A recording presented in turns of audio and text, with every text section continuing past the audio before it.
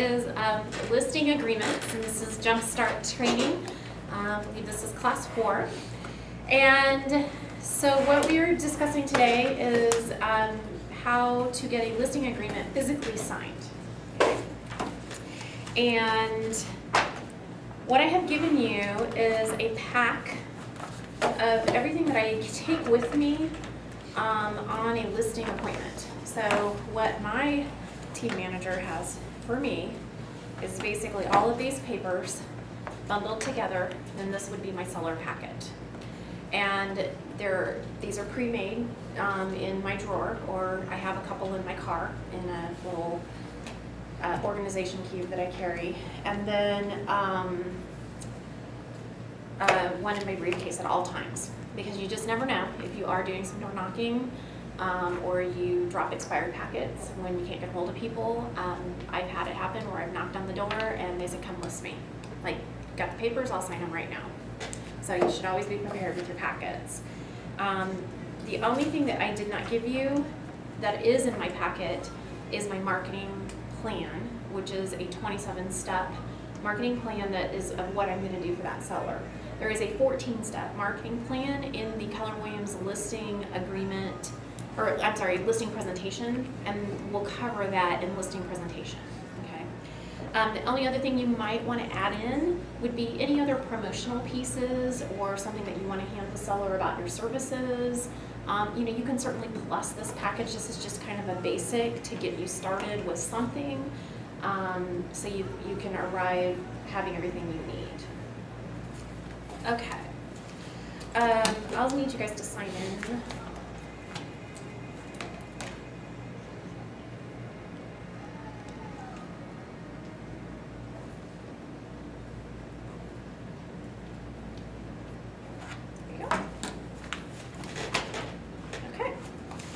So the first thing we're going to start off with is I have the seller information sheet, and this is just something that once I get the agreement for the seller to list, I'll have the seller fill this out so it gives them something to do while I kind of write in some figures, facts, do their estimated proceeds sheet. Also, I'll hand them a copy of the quick facts sheet and the utilities. So that way they're kind of busy filling out a little bit of paper, I'm filling out some paper, and they're not just watching me. It's a little weird. These papers and the seller's disclosure you can also put in a pre-listing packet that we'll cover in the listing consultation class, so that maybe these things are filled out before you even arrive. But I'll do the seller information sheet right there as I get the papers ready to sign. The reason for the seller information sheet is so that I can gather all needed information from the seller, such as their email address, phone numbers, both email addresses for the husband and wife, so if I choose to use .loop, I've got all the information I need. And then the middle section covers how does the seller want to be communicated with for showings. They want emails, text messages, who should be called first, who should be called second. I always try to gain the permission of my seller that if they cannot be reached for the appointment, that they will allow the appointment regardless. So that would be called like a courtesy call status as opposed to appointment required. There are some sellers that just can't agree to that because they've got large dogs or little kids and they don't want to get surprised without confirmation that they know that there's a showing. But that's what I'm always pressing for to make life easier for the co-op agents that are showing the house. It just makes it easier. If you have to change that, you can certainly just write in any instructions. And when you have an assistant especially, this is great for the assistant when we get one, because they can read this without having to talk to the seller themselves and know what the instructions are. Although, if you're taking, are you going to do Monica Reynolds' Perfect Assistant? She's going to be in that coaching, yeah. Perfect. And then you're going to learn about the honeymoon period, and so she's going to be doing a lot of the communicating with the seller anyway. So, but this is nice just to get her started. Other information is just the garage door code, alarm code, pets, type of pets. Is it a German Shepherd or is it a Dachshund? Like, these are things that are important to know if you're going into the property to take pictures.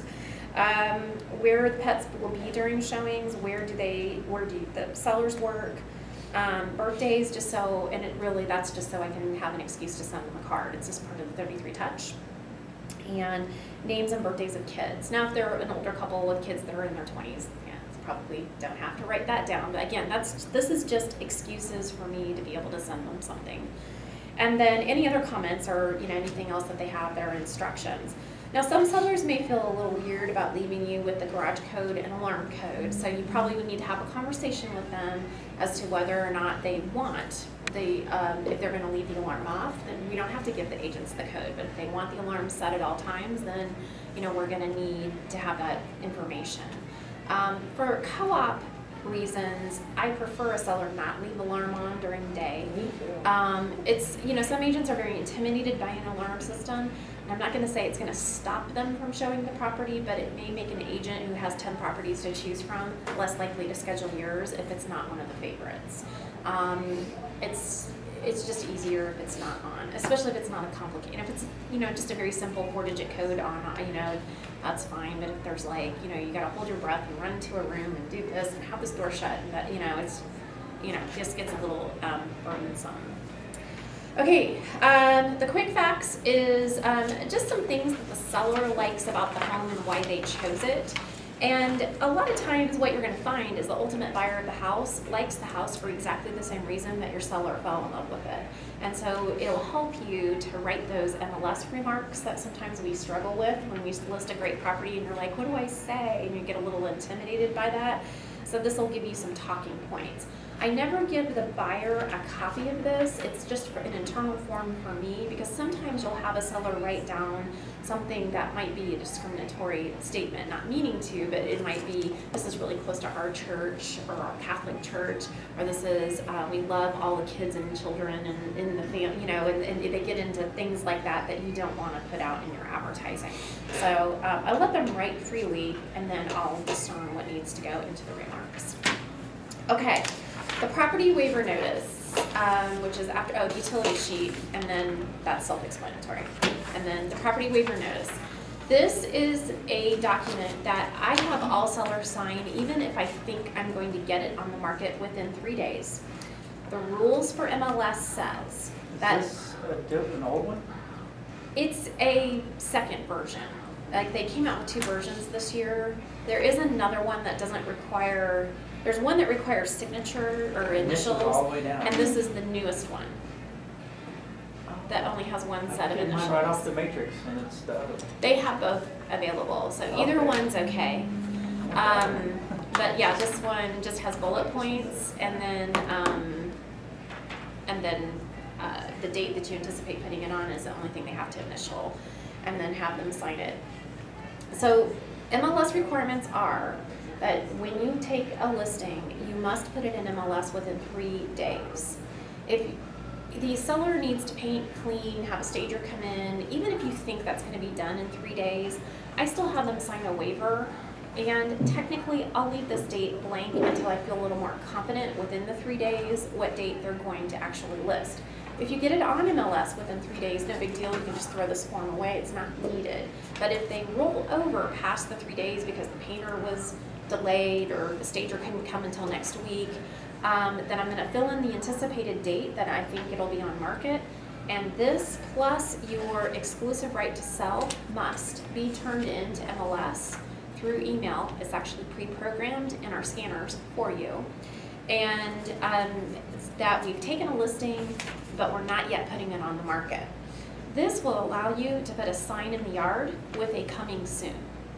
And you can start a list of potential interested buyers and agents that have buyers, but you may not show the property until it is available to be shown to everyone. Okay, that's the rules. So my best practice is I have every seller sign one, so I have it, and I don't have to go back and chase them down later, and then I'll fill in the date when I'm a little more certain by the end of that 3rd day. Yes. I just put on or before, and I add like, because it says on or before. Mhm. I just add like 2 weeks to whatever date. That is absolutely fine as well. When I did, I just put like a month out, knowing I'd have it way before Yeah. that, but. Yeah. Right. I usually find that what you put in writing happens, so I usually, like, the seller will take advantage. All right. So I will leave it blank and then fill it in, because if I write down a week, they'll blow it. If I write down a month, they'll take a month. You know, it's like, so I just say, I'm awarding in the date. To them, I'll say, oh, right in the date when you're officially on market, this just gives me permission to start pre-marketing for you. Now, what you can do is start door knocking around the house, let them know that the house is coming soon. It gives you some opportunity to drive a little bit of a market, especially as our market picks up. That's going to be important to keep a list of potential buyers and sellers that around that area that, you know, might be interested. Hi, come on in. Are you here for class or not? Okay, not. All right, Were you so. right on number 4? On the left-hand column, where there's 3 blanks with dashes, that's the date that you anticipate putting the house on the market. Now, this form can also be used for if your seller does not want any information. You're gonna make sure, have her either that or you can come over here. Sorry, and there's some papers for you. Okay.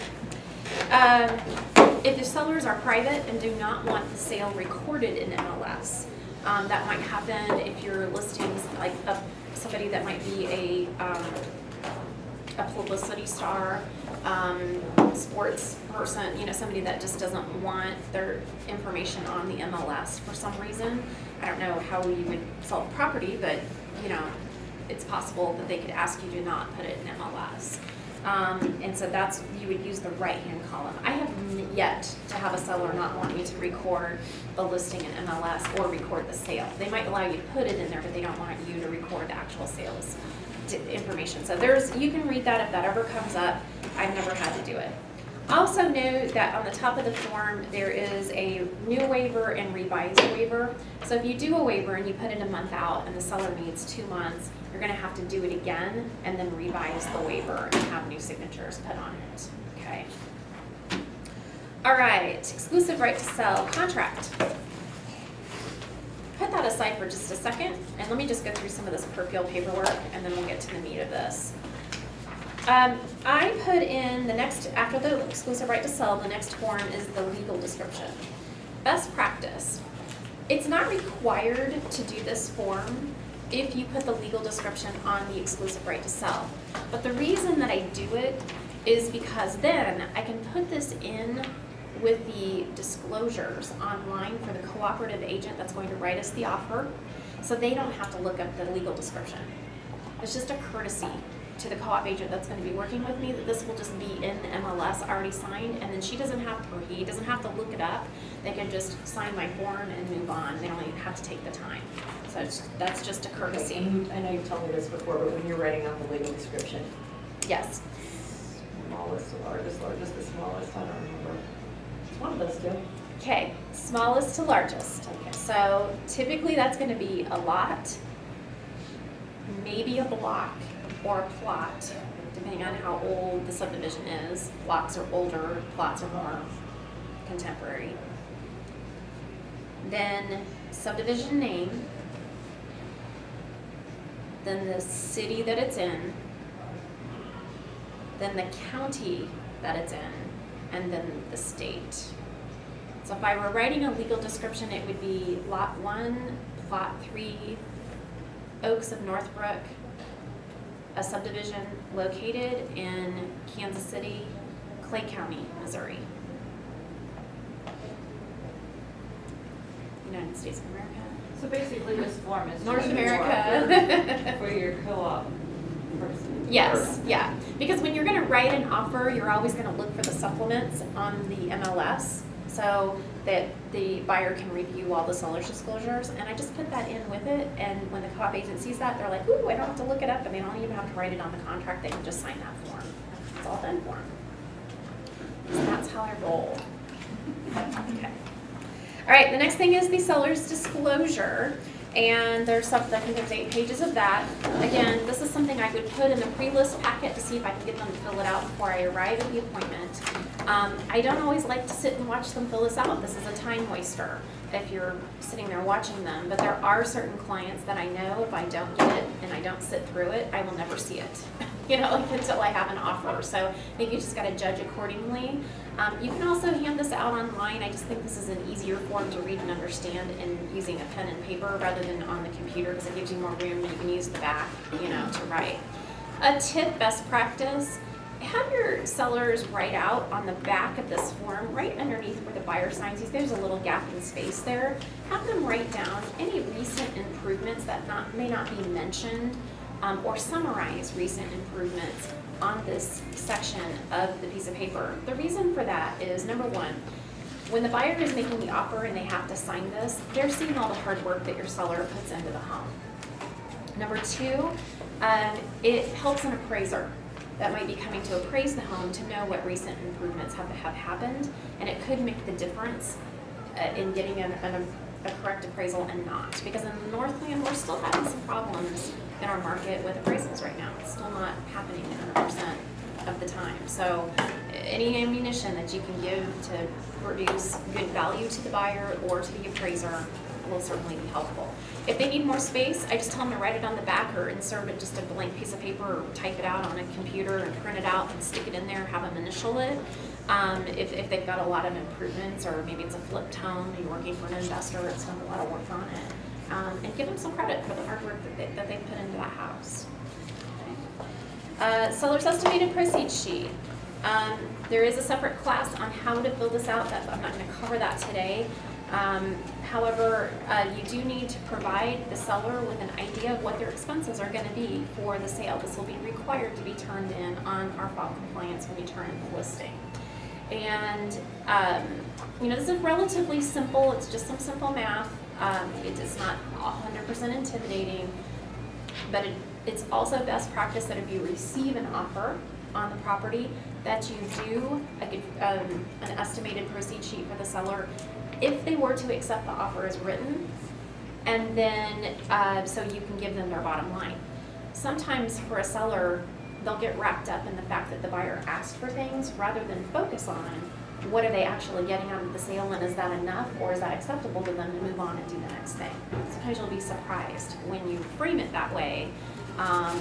Like they're asking you for $5,000 and discount $2,000 in closing costs. Well, I don't want to pay the closing costs. But if you start the conversation with, I have an offer that will net you $25,000 and here's how, they might be okay with $25,000. Now we can still counter and do some things, but it takes the emotion out of the deal. If I know that they'll be happy with the acceptable net, then I lead in with that happy, look, you're getting what you needed. Can we get you some more? Great. And if we can, at least it's an easier negotiation. So the other couple things is your Missouri broker disclosure form. Your seller will need to initial that. And Keller Williams franchise addendum. On this one, you're going to leave the buyer's name blank because we do not yet know who is buying the property. But you can go ahead and write in the seller's name, the property address, the fact that you are representing the listing side of this transaction, and have the seller sign it in advance. This is a form that just simply states that Keller Williams is independently owned and operated, and that we do have a partnership with Northland Insurance Partners, so they are aware of that. The next thing is the seller title company information sheet. So this is something, actually this is an outdated version because it's got the address wrong.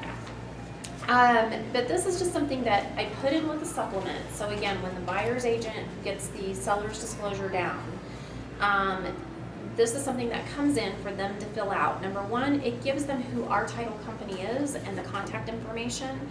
It allows the buyer agent to write down any subsequent title company they might be using, or let us know if they want to use ours.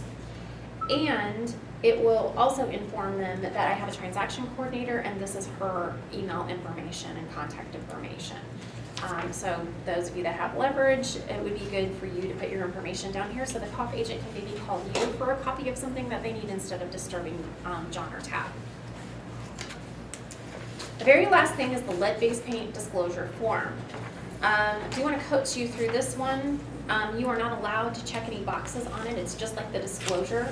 But you do need to kind of maybe help your sellers with it, because a lot of times they'll remember doing inspections and think that they did a lead-based paint test, but I have yet to run into more than 2 actual sellers that have ever really done a lead-based paint inspection and can produce the reports.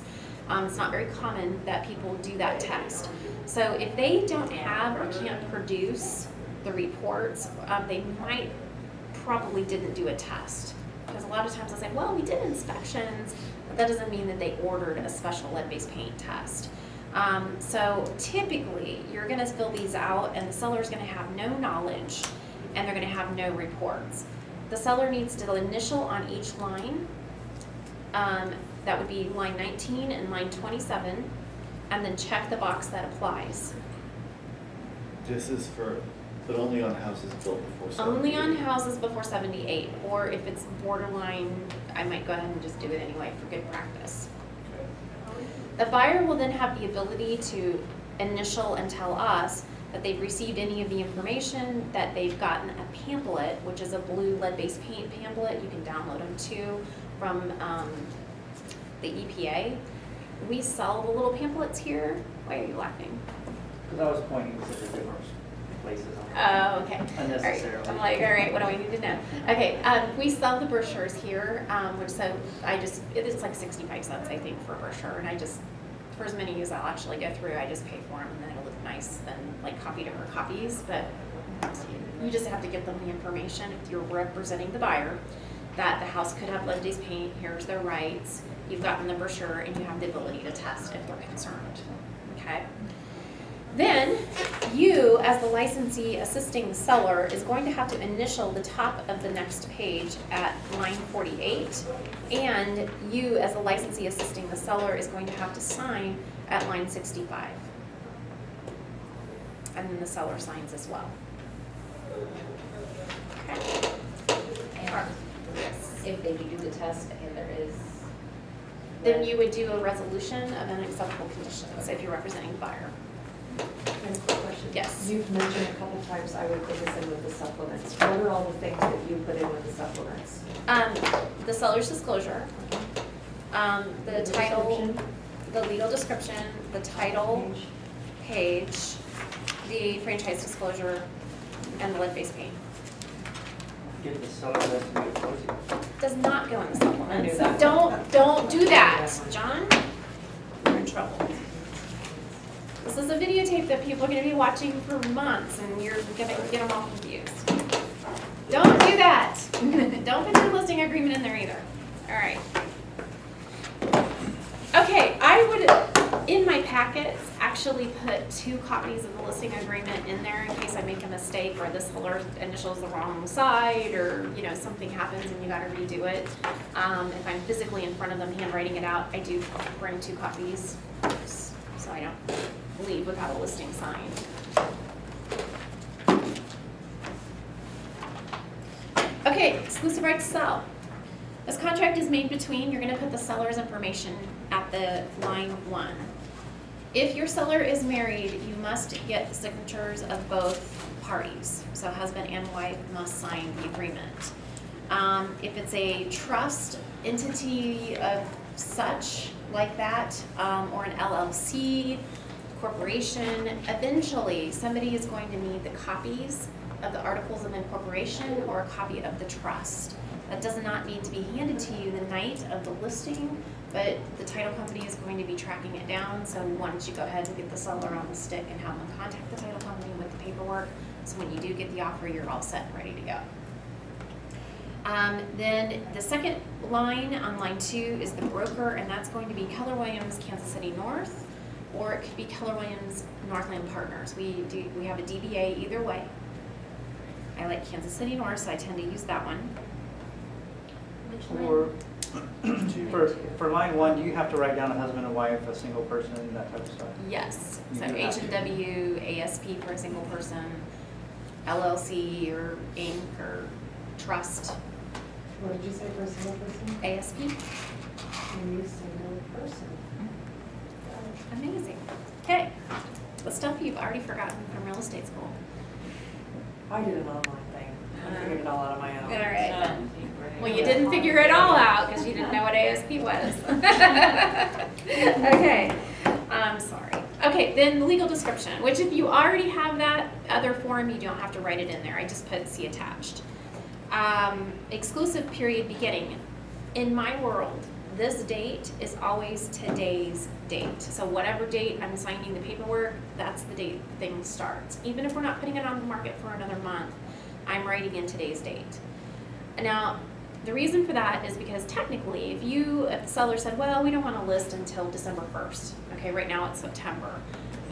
Technically, another agent could list the property between now and December, and that would not be crossing your listing. So I always want ownership of the listing from day one. That also gives you the right to start marketing it. I mean, it's just good salesmanship in my opinion. You can technically, write it for a future date. It's just not I just don't think it's best practice, okay? And then ending date. Now, you can make these end whatever for however many long months you want. I tend to try to shoot between 7 and 9 months for a listing agreement, maybe a year on specialty property. I try not to ever go less than 90 days. It's certainly negotiable between you and the seller, depending on the situation. Yes. What's specialty property, like commercial stuff? I would never, just for the record, I would never list commercial myself. We have a commercial division that specializes in that, and they don't list single-family properties, so we always pass referrals back and forth.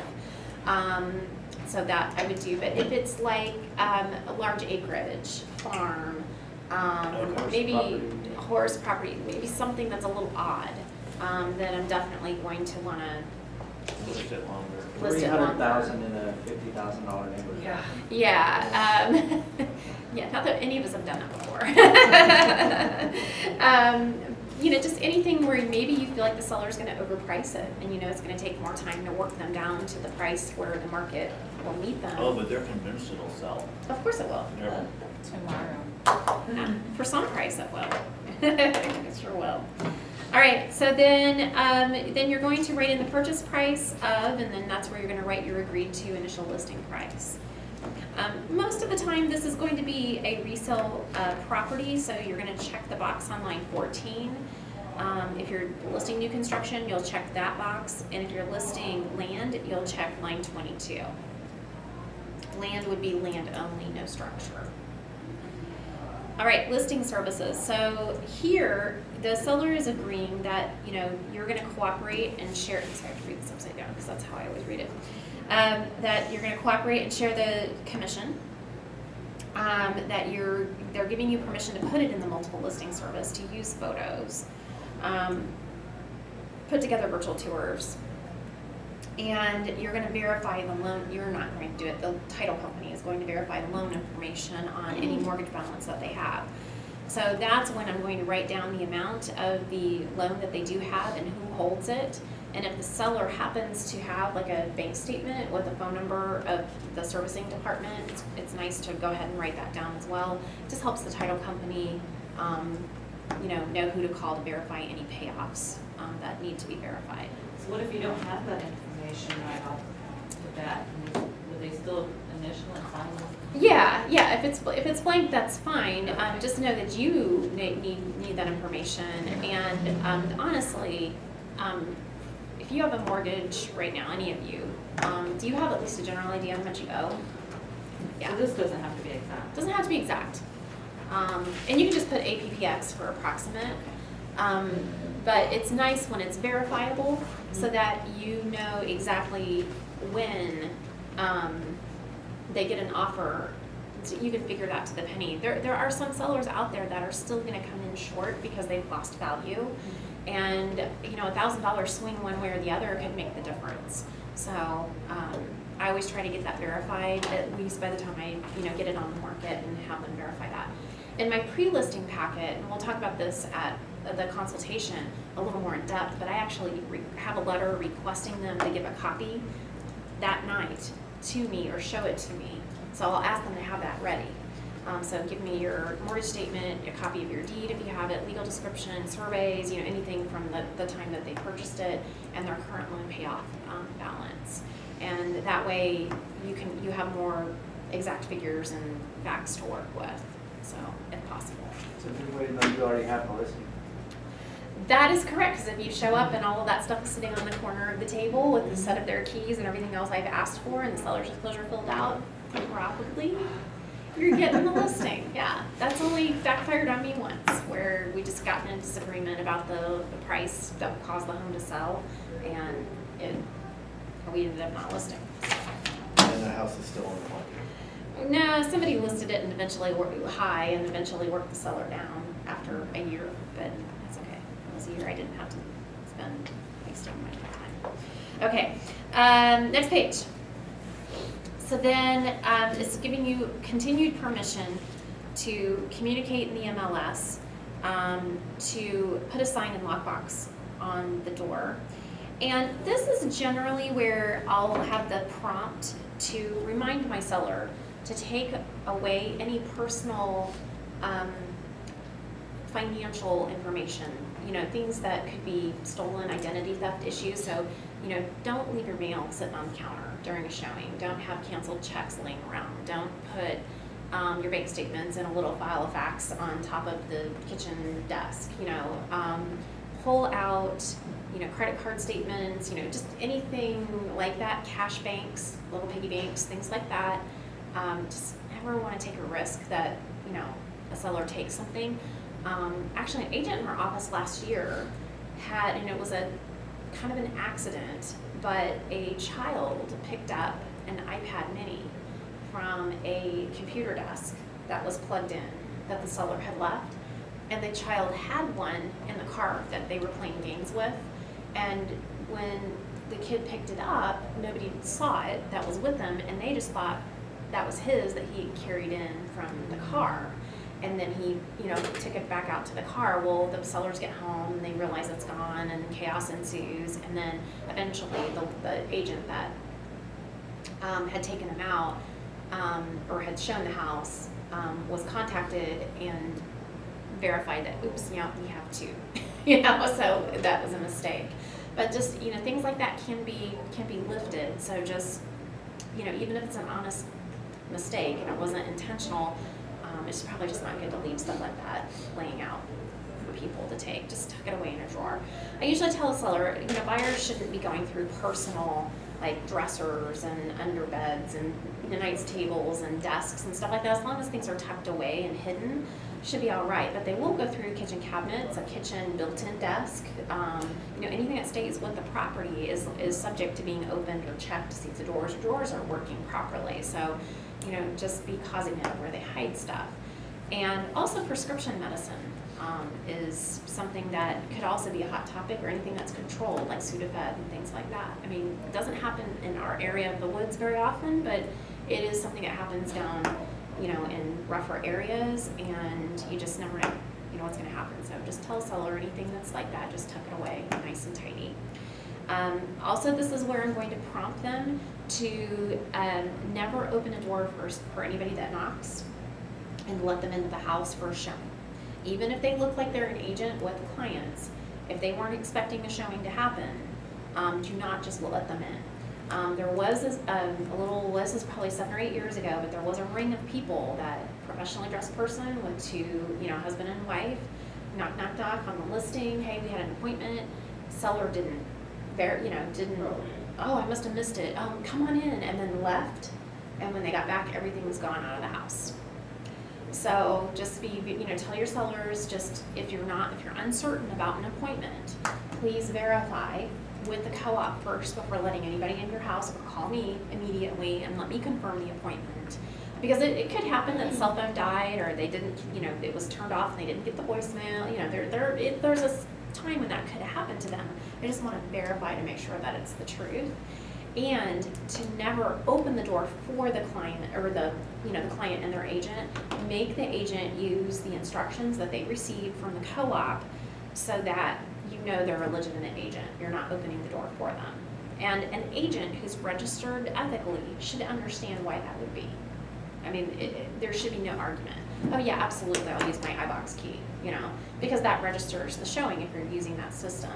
And so that's just good.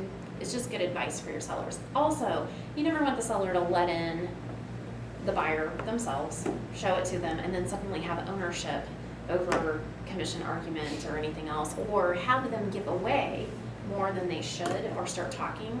Because most sellers, if they talk to the buyer directly, they want to get the sale, so they start like, well, we'll give you the lawnmower, and we'll give you the fridge and we'll give you this, and well, we can come down a little bit, we can, right? And suddenly you've lost your competitive edge at negotiating best possible price for them. So, I've had a seller that did that and regretted it greatly, that they got nervous and just started talking. All right, so then the seller is going to agree, and again, this is to put the sign in the yard and to have the pictures taken, the right to use the pictures. And there's a blank down at line 84. And I put 50% in that blank. And the 50% means that if you guys go under contract with a buyer and the buyer falls apart, and they fall apart for a reason that isn't allowed for them to get their earnest back, so they just have a mind change, or their financing falls apart but it's after the financing contingencies have expired on the contract, or something else goes wrong that's not allowable per the contract for them to get their money back, then the seller would ultimately get that earnest. I write in 50%, and that means that I have the right to take 50% of it for my time and trouble. So how I phrase that to my seller is, Mr. Seller, this 50% down here just simply means that if we go under contract with the buyer and the buyer just completely backs out on us and they're not entitled to keep the earnest deposit, and know that there are times that they are entitled to receive that, and to be honest with you, that's probably 95% of the time. They're gonna back out on inspections, or something might happen. If we have a failure on the contract, they're gonna get their money back. But if they do something really, really bad to us and we get to keep it, you and I are gonna split that 50-50 to pay ourselves back for dealing with that stupid buyer, and then we're gonna put the house right back on the market and look for a better buyer, right? So I'm painting the kind of the scary, stormy story. I'm telling them what's going to happen, and then we're making it all happy and better we're gonna get a better buyer. And I've never had a seller argue with me on that 50%. And I have received probably, a couple of grand over the years of, failed deals where I do get compensated. And sometimes I have the right to be compensated, and I'll just say, no, I don't want any of it, and tell the title company to return it in full to the seller. My repeat investors and my builders that I work for, I never take earnest from them, because they're paying interest, and it's a different game. But for just a traditional seller, I do write in 50-50, okay? And very rarely will you ever have to invoke that. I mean, that's probably 5 times in 10 years for me that we've had a failure and we're entitled to the contract. But know that you do need to write a number in there. It can be whatever you want it to be.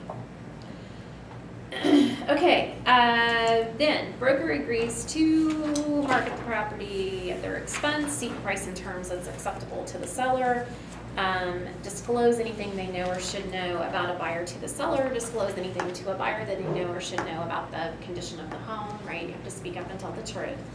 And yes. Even when I'm flying through this with people, I try to explain F and G under paragraph 2, because you taught me that. Yes, you're correct. That you do need to maintain the property insurance and leave utilities on through the date of close. Actually, I'm dealing with my buyer, somebody else's listing, where the seller will not leave the water on, and there's water-related inspection repairs. And I'm frustrated, because every time we need to have something fixed, verify is it fixed, we have to call the city to have the water turned on. I don't understand it, and the listing agent seems to be powerless in controlling the seller, and it's just becoming a big pain in my butt. So, anyway, let's talk to your sellers. All right, seek a price and terms that it's acceptable. We already talked about that. Disclose what you know, and then that they do have to fill out the seller's disclosure and tell the truth. And I'll usually kind of coach the buyer or the seller.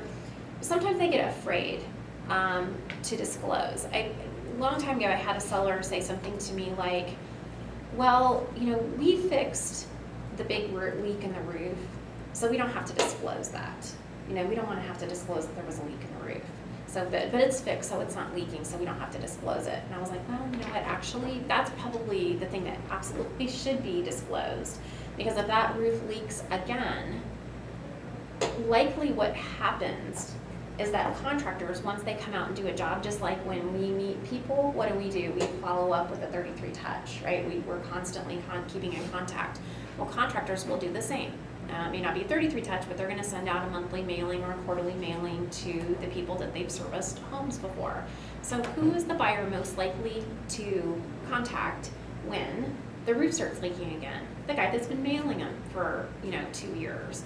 And then the roofer is going to come out and not want to take fault, right? So they're going to say, oh yeah, I told the seller that they should have replaced the roof instead of just doing this cheap patch job, but this is what they had me do. And then what happens? That's not on the disclosure, and then suddenly we have a lawsuit for non-disclosure. So that's how these things go down. The contractor never takes full responsibility for anything that they did. They always want to make it like it's not their problem because they want the business, right? So it's always better for a seller to disclose that stuff. So how that would kind of look like, what I would tell a seller to kind of write is, in December of 2011, we had a roof leak. We had XYZ roofing company come out and fix it. No problem since. Okay, so we had a problem. Here's who fixed it, and gosh darn it, we haven't had a problem since then. It's been awesome, right? And so that's how you can kind of disclose something without making it sound like, there was a roof leak and all hell broke loose. And you can do that with any problem. Now, if it's a problem that hasn't been resolved, that still needs to be disclosed. And of course, I would encourage a seller to try to fix anything that they can, because it's no fun to put something like the roof is actively leaking. But I did have a house that was a block basement, that when it would rain more than 2 inches at a time, the earth would get very saturated, and up to a certain level in the block basement house, it would leak, and the water would seep down the wall and then go right into a furnace drain. So it wasn't like moldy, messy, the basement wasn't finished, but it did leak. And the seller did not have any funds to be able to fix it. We were selling the property as is, and he didn't want to disclose this because he was worried it would impede the sale. And I said, you know what, you do need to disclose it. So tell me so you just told me this big long story about when it leaks and what happens, just write that down. Most people are going to understand with a block basement, it's going to leak. I mean, if you're working with a buyer and they like a house with a block basement, make sure they know it's probably going to leak. At some point in its existence, there's too many grooves and the places for water to seep in. So I said, I really don't think this is going to hurt you that badly, but as long as we're giving the buyer disclosure, they can factor that into their offer. And so he did, and he wrote down, and I think we used the back of the page, and he wrote the story of, when it rains more than this, it drains in here, and it's no problem, and there's no, and we sold property. It's no big deal. So just disclose it, because it protects you and it protects that seller from any potential lawsuit that comes up. Okay. Next page is paragraph 5, legal and professional advice. So, Mr. Seller, at any time during this transaction, if you feel that you would like to have an attorney review any forms, any contracts, talk to an accountant about any tax issues, talk to a, environmental specialist about any issues with the house, if you want to talk to a structural engineer, you're always welcome to get expert advice in those, in any specific field. My job here is to help you sell the home and do the marketing, and if you feel like you need additional help, please, this doesn't prevent you from doing that. Okay, so that's a very easy way to tell them you have the right to an attorney without making it sound like you're being shady, arrested, or that there's something wrong and they need to hire an attorney. Liability. So let the sellers know that and this is where I do the insurance speech actually, is that they need to keep their insurance intact, because if the buyer comes to the property and falls down the stairs or slips on the ice and busts their head open, the homeowner's insurance would cover that seller. If there was something stolen or something happened, they need to keep their homeowner's insurance intact. Our brokerage does not have insurance to cover the owner's personal property. We need to have just a little general conversation with them about that. But our services do not include liability coverage, so please keep your homeowner's insurance, active. So in case anybody has a slip and fall or something should happen, we know you have coverage for that. Okay. All right. This is where, if I haven't already gone over the Missouri broker disclosure form with the seller, then I'm going to do that.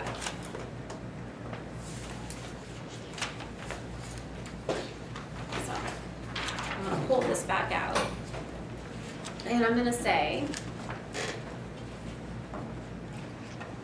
Mr. Zeller, in the state of Missouri, it is required that I at least present you with the options of how an agent can represent buyers and sellers in our area. And we're here tonight and I'm gonna list your property, so obviously I'm going to be your designated seller's agent. And that just simply means that Keller Williams Northland Partner will be the brokerage representing you, and I specifically will be the agent representing you from Northland Partners. And if you would like to buy property, I can also be your buyer's agent. Wouldn't that be great? And I can also be a transaction agent. A transaction agent just simply means that I help get paperwork done, but I don't give anybody transaction or value advice. But what they should do, is that a good offer? How much is the property worth? What should they counter with? I'm just pushing the paperwork. And clearly, you don't want an agent that just pushes paperwork. You want full representation and value advice, right? Right. Great. So that is available to you, but I don't recommend that we do that. The other two choices are things that our brokerage just simply does not offer, and that is sub-agency and disclosed dual agency. Dual agency, obviously, that's where I can work with a buyer and a seller at the exact same time and give both of them a structured level of some advice. And our brokerage just feels like, that's just not right. I mean, it's very hard to be loyal to two people at the same time, don't you think? And so we just don't offer that service. Now, I've talked to you tonight about marketing your property and all the things that I'm going to do to put it on the market, because I've already had that conversation with them earlier. And know that I'm always going to be looking for a buyer for you. However, if a buyer does call me off of my sign or my internet advertising, and I'm the one that shows the property, know this: I will always represent you, and I will never represent the buyer. So if they want to write an offer, that's great. I'm going to help them. I'm going to be honest. I have to disclose what I know. Hand your disclosures to them. Encourage them to write the offer and make it as good as they would like.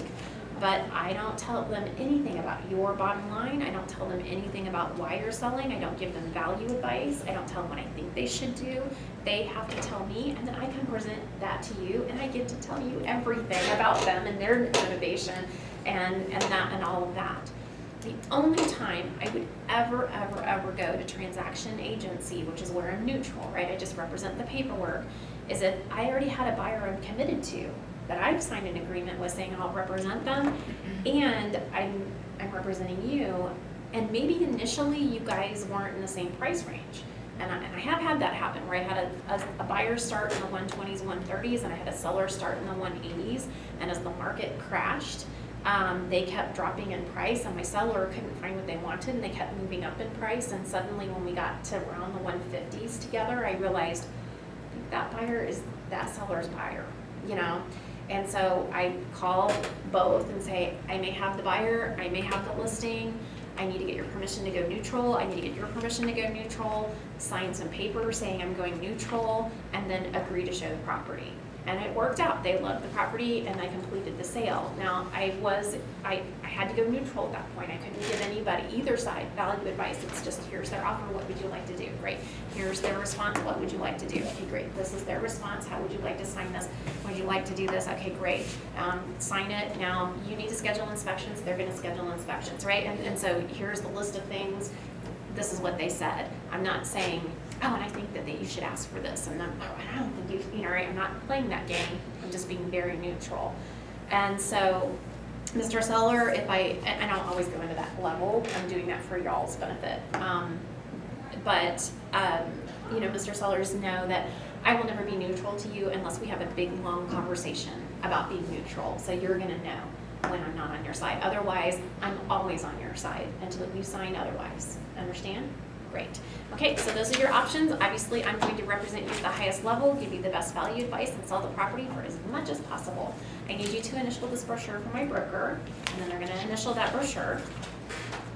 So you can still get a commission on the transactions? Absolutely. 6%, both sides. Now, when a seller was very upset that I had to go neutral in order, because I've had that happen, I did agree to adjust my commission slightly since they were getting less value than what we signed up for. So I did adjust the commission a little bit just to get their ease and speed into agreeing to the transaction agency. But that is not required. They're agreeing to a 6% commission regardless of who brings the deal. And it's split at whatever rate, well, it's whatever percent you get. You could get 7%, you could get 8%. I don't want to pigeonhole anybody there. But that's, they're agreeing that up front.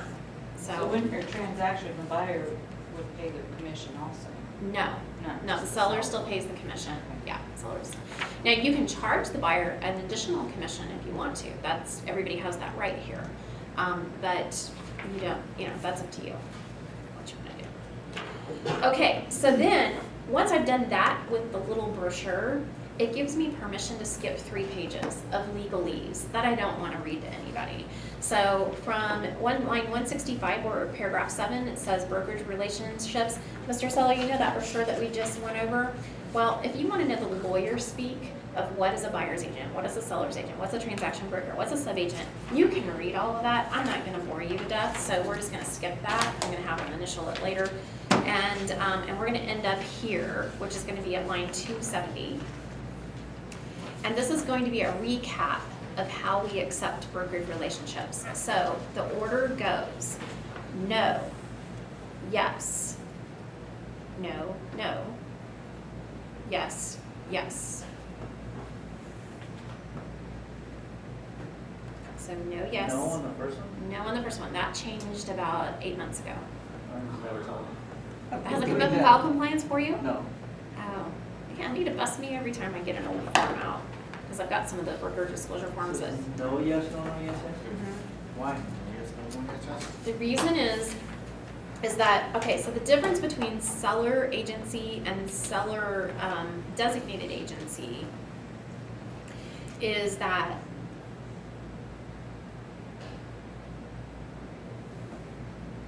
excuse me. Seller agencies are like a rural company that would have a whole bunch of everybody's listings and then everybody works for the Yes, seller. I'm sorry. I just realized that So something means was in you're a listing different the whole order brokerage? than I had memorized it, huh? The seller agency, meaning they're listing the entire, any agent in the Any brokerage. agent in the brokerage can represent them, yes, and we don't do that, we don't want that, because if that's the case, then you can't sell my listing and us Right. represent our each side, we have, Right. both have to go neutral, so, right, so that helps. So when the bigger the brokerage, the more you want designated agency, but if you're a boutique brokerage with 3 or 4 agents, probably not a big deal, but Does that change what we check mark on the Missouri form? yes, yes, the one I handed you, is up to date, I hope.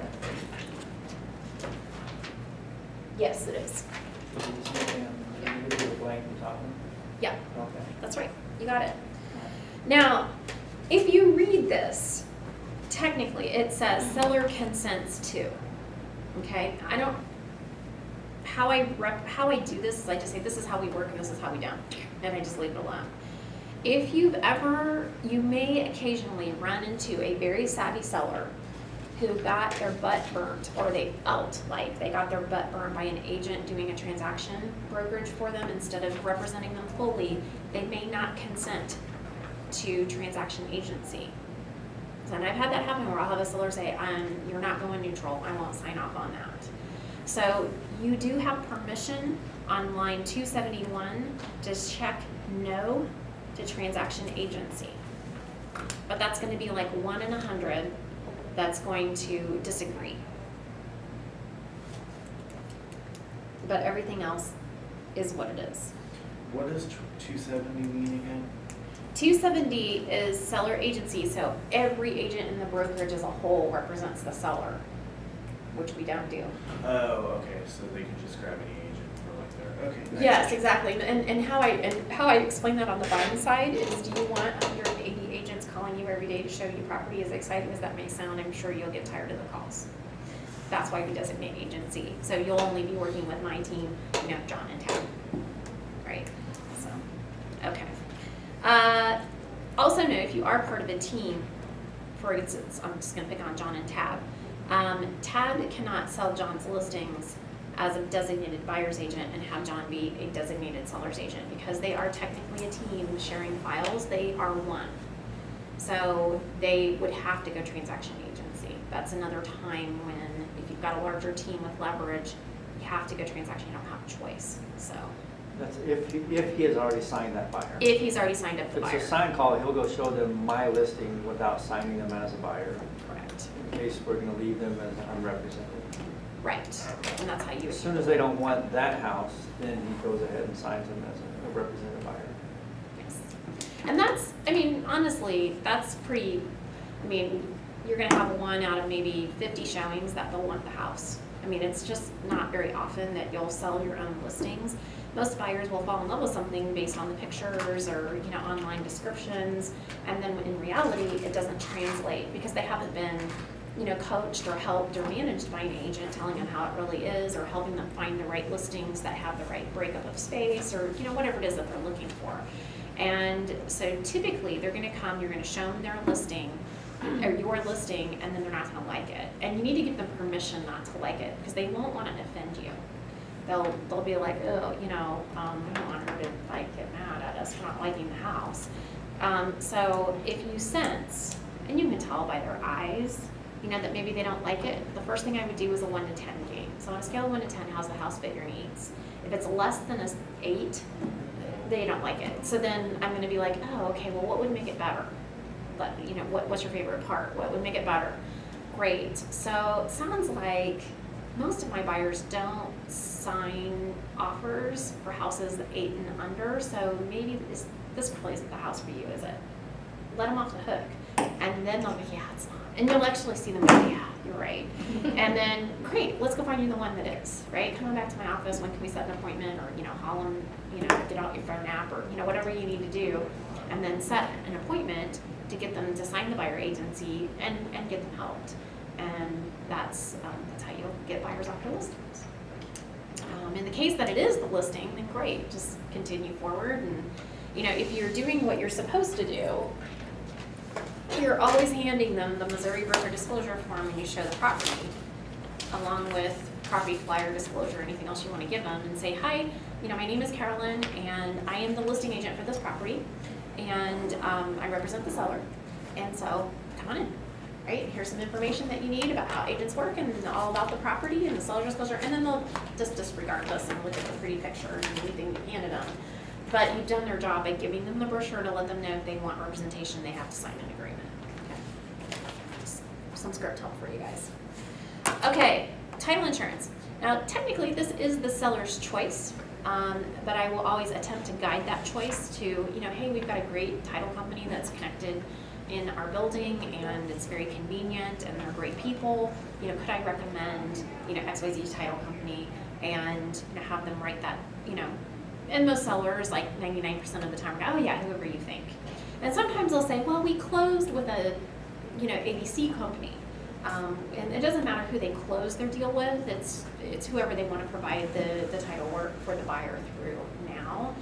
It doesn't give them any benefit to go back to an old title company. So, as long, if they understand that, then usually they'll take your recommendation. But occasionally you'll find somebody that has a family member or a friend that works for a particular company, or somebody that they've worked with a lot in the past that they've already have an established relationship with, especially if they're an investor, that want, you know, their title work to go to a specific title company. So that's fine, just write it in.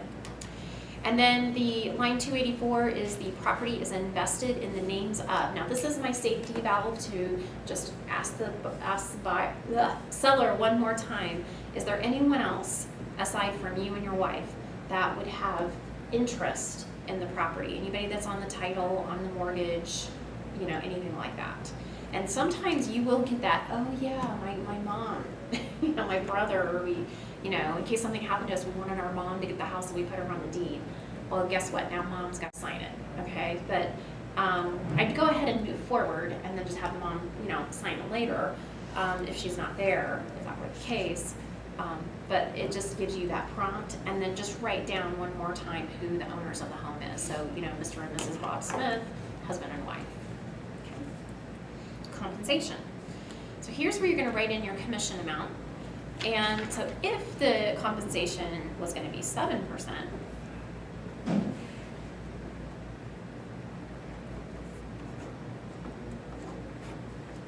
this is how I would write it. So it's spell it out and then do the number equivalent. So there's no question about handwriting legibility or anything else of what that commission percentage is. The next two blanks that are small, it means how is that listing commission going to be split between the agent that brings the buyer and the agent that brings the seller, obviously. So that should always equal 100%. So if it's 50-50, you're splitting it down the middle, it's 7%, and you're getting 3.5, and the buyer's agent's getting 3.5, then it's 50-50. If you're doing something a little different, like you could technically do this.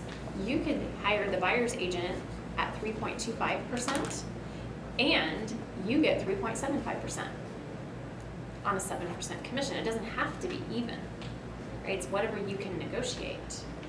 So that could be something cool to do. The other thing that you could do is do a 4% to the buyer's agent. You just take the standard maybe 3, and then when you need a price reduction, the first thing you kill is this commission to 3%.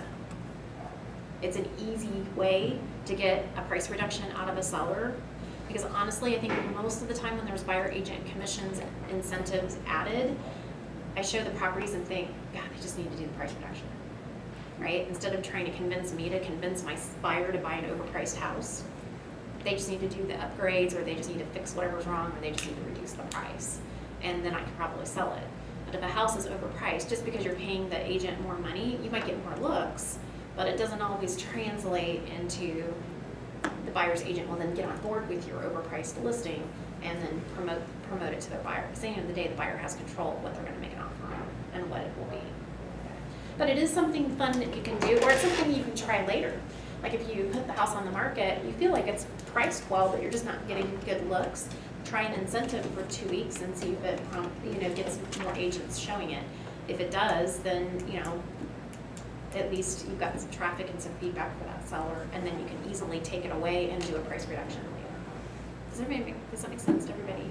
Okay. So if you have a 6% commission, the split would be, and say you were gonna split it like 60-40. So it would be 60-40 here, not like, okay. Yeah, that's correct. You wouldn't divide it up differently. Yeah, you would just, in essence, that would probably mean that you're taking like 2.5 and you're giving 3.5 to the agent, yeah, or to the buyer's agent, yeah. It can be whatever you want it to be, If you're doing, I don't promote this, but if you're doing a 4% commission and you're taking a very small, like you're taking 1% just to get the deal, maybe they're buying a big house later.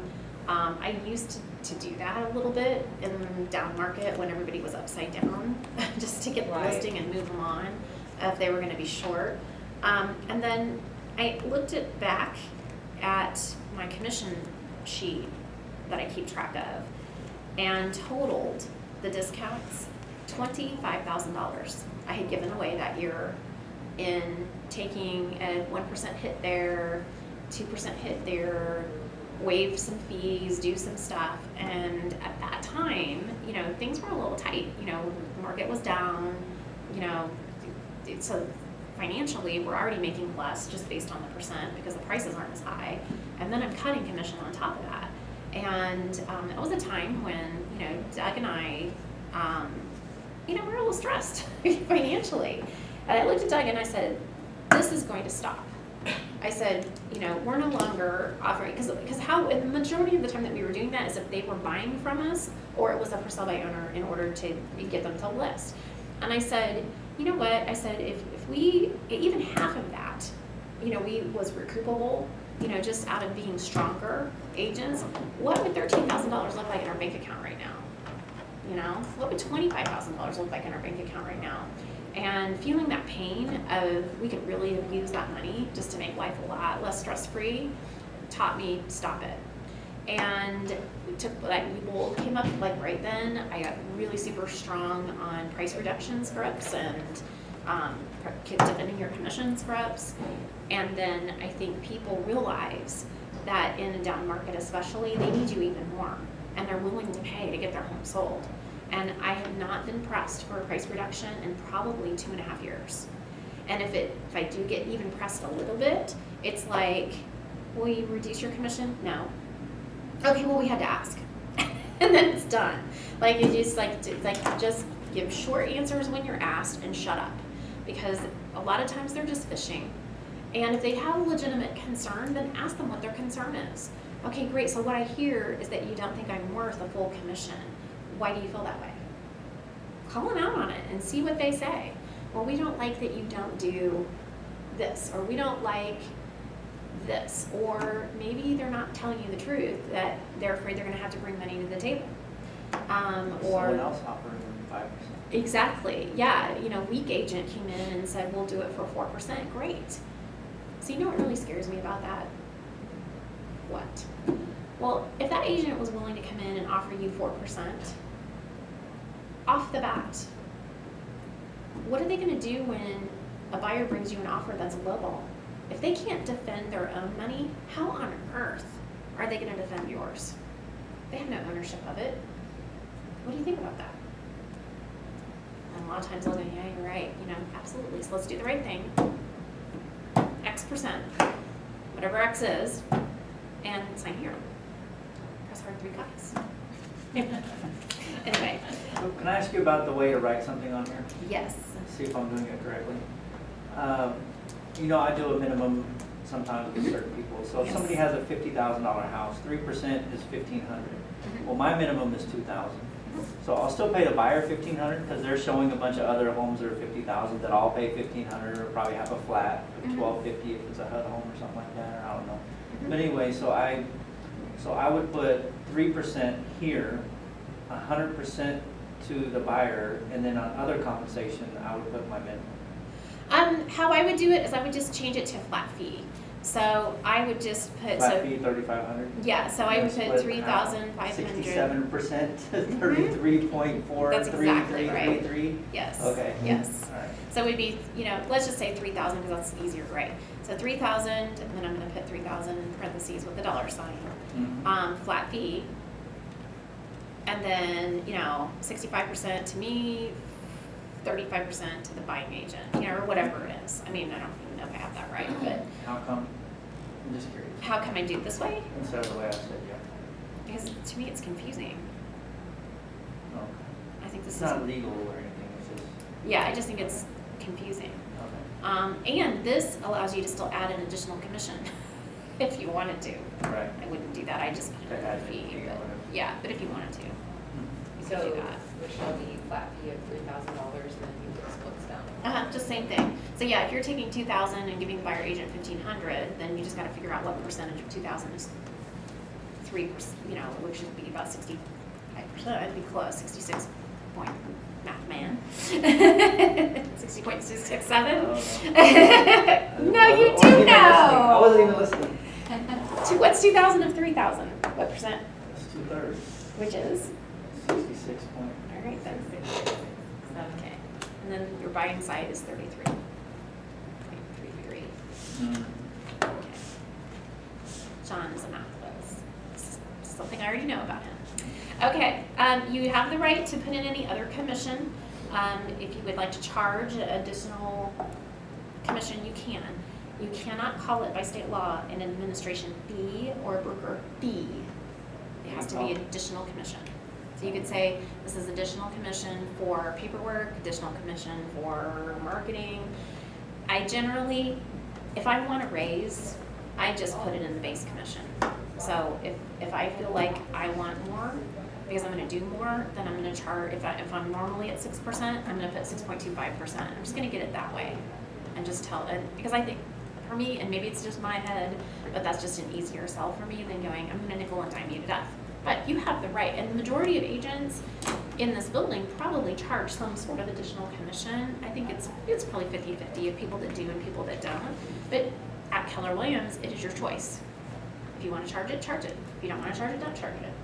You want to charge 8%, charge 8%. You want to charge 3%, charge 3%. However, understand that we do not allow you to advertise a discounted commission. That's the one thing I think that is in our covenants. So that's not something you gotta fly by the book. you have complete control of your business. Yeah, that's the difference, is that we're teaching you to be business owners instead of order takers. So yeah, do what you want to do, make some more money if you want. Here's something that's interesting. I've never done this. I don't think you've done it, John. You have this pre-typed into, especially if you're using .loop. You have it pre-typed 6, 7, or 8. Seller circle 1. What would you like to offer as a commission to the transaction? And typically, they'll circle the middle. Figure we go for the cheapest one. Yeah, I think Shalene does. I'm not sure about that, but I got that on tape. But I know there's a couple agents in the office that do that I have heard. So most people will go to the middle. There's a few people that are budget minded and will circle 6, but then if they're circling 6, they're probably not going to ask you for less. So that was something that I learned in a seminar a long, long time ago, and I've never put it into action because I've just always been able to defend whatever I want. But this is a nice little trick. Who knows? Maybe they'll circle 8. So, and also know this, that across the country, commission rates vary, and it can be higher in some areas of the country, and it can be lower, and depending on price points and average sales price. So if you're in California and the properties are $1 million average, then they may list for a little bit less. But then there's other parts that might 7, 8, 9% maybe typical standard commission. So you never know. Now that is something Charlene has told me that that her and her husband moved with Coast Guard like almost every single year that he was in active duty, and they always bought homes because it was during the time that basically real estate was on the incline. So they always tended to make money on their sales. And she had no idea that less than 8% was ever available because most of the places where they went, the commission was always higher. So when she came here and it was 6%, she was like, really? It's only 6%. Like she had no idea before she got in the business. So I know Tab said in Canada it's like 3% of the first 200,000, and then the lesser commission as the price goes up. oh wow, interesting. That's not a bad way to do it if you're doing something with a seller that's got a challenge. At least that way you probably make more money that way if you had to discount. Anyway, let's just try not to. Just get strong about your scrubs. Okay, there's a class for that, by the way. All right, so the next page at the very top, there's a blank on line 303. What this means is that let's say you do own the listing for 9 months. And you show a handful of buyers, and there's still a couple out there, or maybe even agents with buyers that haven't given you feedback, or they like the property, but they're not ready to take action, and your listing expires. And so there's a chance that some of those people that you procured, right, because you're advertising, you're listing, you're signing the yard, got them to the house in the first place. And maybe the seller's going to pull the house off the market. Maybe they'll list it with someone else. We don't know. Maybe always when it expires. But the seller has definitely decided they're not going to continue with you for whatever reason. Then if you have known buyers that you think could come back, on the last day of the listing, you must give the seller those names in writing.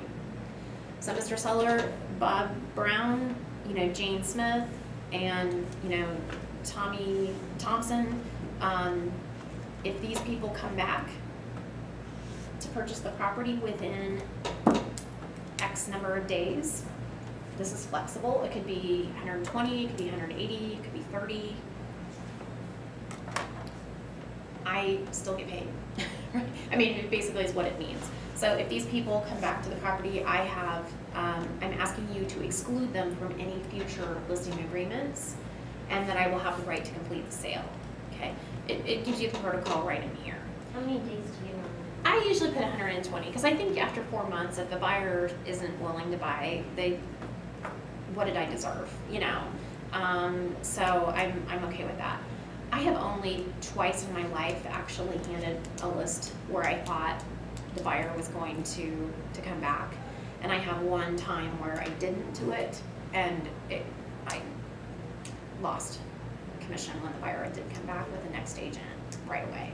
So the agent had told me that the buyer was out, and so I just let them know, all right, they're out, and I should have excluded it, but I didn't, and oh well. $3,000 lesson. It's okay. Moving on. That's all right. Okay, the next is the limited home warranty. So you want to try to encourage your sellers to go ahead and do a home warranty up front. How you're going to promote that to them is that they get coverage with the home warranty during the listing period. Plus, then the buyer gets 1 year whenever it closes. Mr. Seller, it's certainly in your benefit to offer a home warranty, and kind of here's why. Number one, in the majority of real estate transactions in today's market, you're just going to be asked. There's not a buyer's agent out there that's not going to at least try to promote this for their buyer. If you're going to have to pay for it anyway, you might as well have the benefit of saying yes today, and then you being able to use that. So if your air conditioner goes out next week, we can get you coverage for that. And I have had a couple of sellers this year use it for air conditioner and one for a hot water tank replacement while it was listed. So it can absolutely be to your benefit. It depends on the product that you're promoting. I promote typically HMS, and here's why. Because they will cover the seller, and the seller doesn't have to pay anything up front. And that's true of most of the home warranty companies. The seller pays a deductible if they do use it. So you list your property with me, next week your air conditioner goes out, $75 is the deductible, and then they come and service you. And then, let's say I don't sell your home. HMS right now is not coming after you, even though you used the warranty. Now they will offer it to you if you want to go ahead and pay for it, then you can still have a year coverage on your own without me being involved, that's fine. But I like the fact that they'll come do the work, take the deductible, and not hassle the seller on the chance that, eventually you're probably going to sell the property anyway. So you can use it and there's no risk to you. And then if it does close, then you just pay for it out of your proceeds at closing. So that home warranty would be transferable to the new owner? of To the the home? new owner for 1 year from the time that they close. Yeah. The other reason that Mr. Seller, you might want to consider this, is it does give us one layer of protection between you and a lawsuit.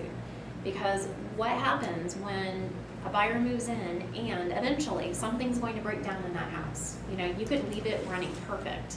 And as soon as the air conditioner goes out, that buyer is going to think, oh, they knew that air conditioner was about to go out and they didn't tell us. They knew that part was worn and they didn't disclose it. Well, if they call me and I can say, hey, did you call the home warranty company to get that fixed? A lot of times the buyers forget they have that coverage. They'll just go call the home warranty company, gets fixed, I never hear from them again.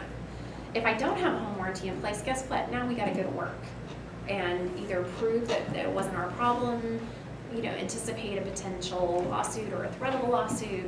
And gosh, it's just much better to have a home warranty in place and see if that just can't resolve the issue. Don't you agree? Sign here, 3 copies.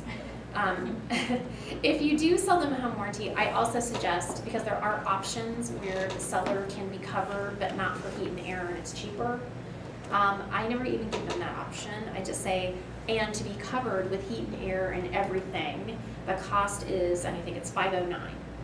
Are you okay with that? And then if they're okay, then great.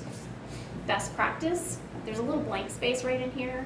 I write down what I sold them, $509, seller heat and air included, HMS. You can also use it in the additional terms and conditions. It perplexes me as to why this doesn't have a space for that. But I can see the potential of a lawsuit, not a lawsuit, but just an issue or a disagreement between you and the seller over what plan, did it have the heat and air included, and if you do have the pleasure of taking a couple of listings in a day, you might, if one said yes and the other one said no, you might forget who said what. And then you gotta make a call and try to reconfirm it. So I just write it down right here in that little space at about 319 and 320, what warranty company, what plan, the cost, and what it includes. Also, I keep the HMS brochures in my listing book, my presentation book, and I will give them a copy of the book and just tell them we order it for you. You don't have to worry about this, but I want you to know what you're purchasing. So here's the phone number to the company. If anything comes up before you get the confirmation, this is the number to call. If they decline the coverage, period. They just don't want to offer it. And every once in a while, you're going to run into one like that. That HMS warranty book, at the back page where it has an enrollment form, there's a decline form. And best practice is to have the seller sign that they decline it. Even though they're declining it here, it's one more layer of protection between you and that seller if they come back against you and say, well, we wanted the home warranty, but you didn't order it. No, you didn't want it. Here, I've got this, and I've got this. So it's nice, and I just tear that page out and stick it in with the listing, just as a confirmation that I did offer it to them, and they said no. That is not required for file compliance. That's just me saying best practice. And to be honest with you, Penny Arbuckle, kudos Penny, taught me that. All right. If you're foreign, please read the next line.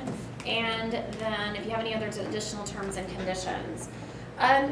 For example, I have an investor that wants written into every listing agreement that they have the right to lease the property and cancel the agreement if they do. And because the volume of leads that I get from that particular investor, I'm willing to take that risk because they'll give me more listings in the future. So if that was something that you wanted to agree to with the seller, I wouldn't do that with just an average seller, but because it's an investor with a repeat history, I'm willing to make some accommodation for that.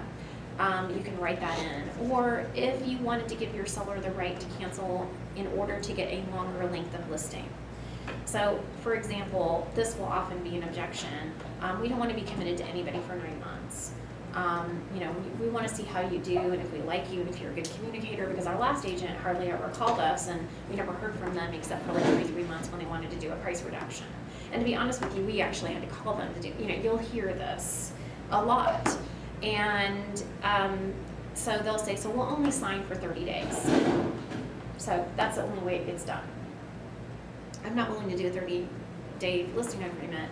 The reason is putting a listing in the MLS, taking the pictures, getting it staged, doing your marketing, doing your door knocking, all of that is uploaded time that you're investing and expenses technically, and whatever advertising you're doing, flyers, postcards you're mailing out, right? It's expensive. I want to protect that. That if I feel like the market, average days on market is 60 days, I at least want a 90-day listing period. If the listing average is 120 days, I want at least 150 days. Like I want more than the average market conditions. When you do the CMA, that would be my clue. Now, if I see average days on market is 10, I may be okay with a 30-day listing because I probably know as long as the seller is reasonably pricing the property, I could probably sell it. And that might be another angle. Is, okay, I'll sign that 30-day listing agreement with you, but only if you price it at a price that will cause the home to sell quickly. Are you in agreement to do that? Then I'm happy to do 30 days. If you're not, then I'm going to have to ask for more time because this is just going to take more time. Because Mr. Seller, if we're selling milk on 2 opposite street corners, and it's the same milk, it's just as fine. But one has a shiny gold cap, the other one has a shiny blue cap.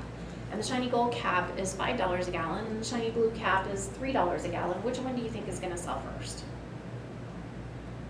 Right? $3 gallon milk, right? So if the neighbor down the street is selling for $200,000 and you're asking $230,000, I might be able to sell your house to somebody that's just desperate for milk because the one for $200 or the one for $3 is sold, and the only one left is the one standing on the corner with $5. Now, how long do you think it will take to actually get somebody to agree to pay $5 for the milk? Somebody that's either desperate enough, or if the house milk has exactly everything that they need at the moment they need it. Otherwise, they're just going to get on to the next block. Right? And if they say, well, you make the difference, and then I say, well, what if, and this is a script that Keller Williams teaches is, well, what if there was, what if I had dancing bears next to the milk that was $5, would you pay $5 for the milk? No. What if we had spotlights on it? Well, no, I wouldn't pay $5. Well, what if we had a band playing behind that gallon of milk? No, I still wouldn't pay $5 for it. So you tell them that the basis of our marketing is still the price, and that's still the number one thing that we have to get right, no matter what I'm going to do around it. That's very true. Because your job as an agent is to jump up and down and scream and shout and tell everybody with the dancing bears and all, whatever it is, that something is for sale. But an overpriced listing still won't sell. You can jump up and down as much as you want. That's not gonna cause it to sell. The price, the condition, and the market surrounding it is gonna be what's gonna cause them to sell. All right. So in additional terms and conditions, if you do want to give somebody an out clause, so let's say I say, all right, Mr. Seller, I know you want a 30-day listing. Let's do this. Let's sign the 9-month or the 6-month, whatever you want to do. And after 30 days, I will give you an out clause that if we both agree that I'm not doing the job for you that you expected, and I'm a stand-up girl, if I'm not calling you, if I'm not, assisting you in any way, I give you permission to fire me. And if I write that in the listing agreement, will you be okay with that? And anytime after 30 days you're unhappy with my services, I'll let you out. Great. You absolutely have permission to write that in. Keller Williams will not hold you to any listing agreement. There are brokerages out there that say, great, if you can't sell it, we'll give it to her, right? Because we own the listing, but we're not like that. Release it to somebody, refer it to somebody, if you want to. We've done that a little bit, where I had a expired and you called me and was like, I want to go after your expired. Give me the information, I'll give you a referral. I'm like, okay. So, yeah, go for it. Good luck with that. Right? But sometimes they just need a different voice, and if you can get a referral fee for something, do that, and make that part of the deal. Okay, great, I'll let you out if you'll let me, refer you, at least have the chance to refer you to someone that I think would do better once I get to know you. That would match your style. Okay, so then you're going to have the seller initial at the bottom of every single page. You're going to have them sign it, put their emails in, because that gives you the right to do this electronically if they put in email addresses. You're going to sign it. The brokerage line 337 is Keller Williams Kansas City North or Northland Partners. And then the last page in this box is the designated agent section. So you need to rewrite your name and the name of any licensed agent on your team in this box. And if I had an admin that was licensed, I would also write her name down because she is technically licensed and part of the group. And it gives those people, so for me, right now, it's, I don't have a licensed admin, so it's my husband, me, and my business partner, Teresa, are all designated on every single one of my agreements. And that technically means that any of the other two of them can step in for me at any time. Okay. Questions about this? Maybe it didn't come up because, I don't know, you work with for sale owners, but I work with a lot of for sale owners, and so a very common thing that I get in here is somebody that's already seen the property before I take the listing. That's a good point, because just like you were writing in 120 days to exclude the buyer that you showed, that for sale by owner will want to do the same thing. Like, hey, we showed Susie Smith last week, and if Susie comes back, you didn't bring that buyer, then I would say, great. In that situation, could I offer you my services to help you with that sale and write up the paperwork and take it to closing and help you through inspections and anything else? And I'll do a flat fee of, $1,500 or $2,000, or, whatever you want to offer them, if Susie comes back. And 9 times out of 10, Susie isn't going to come back, but I did just have one that happened, and they came back. And they weren't even for sale by owner, it was just some clients of mine that was repeat. And a friend of theirs knew they were selling their home, and they had just remodeled it. I mean, like, gutted the kitchen and everything. And they had a friend that was moving into town, and they're like, we know that our friend would love this house. Well, the friend came and looked at it, and like 60 days went by, and they never heard from him. And so I came to list the property. I had it staged. Like the day before we're gonna put it on MLS, the buyer comes back and writes an offer with an agent that was helping them, and I was like, dang it. But I had written in a transaction fee, and so I was able to at least get, I didn't have to do much, but I did pay for staging and my time, and so, I did get a little something out of it. But, yeah. I do try to get out of it by telling them, once I put my sign in the yard and I start doing open houses and I'm knocking on doors and I generate all this activity, that's going to prompt your person that wasn't serious to get serious about your home. So technically, I still sold it. So, so I try to get them to not put that in there. But if they insist, I will. And then on the transaction broker thing, our E&O insurance is how much our deductible is? It $1,500 or is it $2,000? I think it's I don't remember which one it is, but I talked to Bill before, and I was doing a minimum of 1,500, and I raised it to 2,000.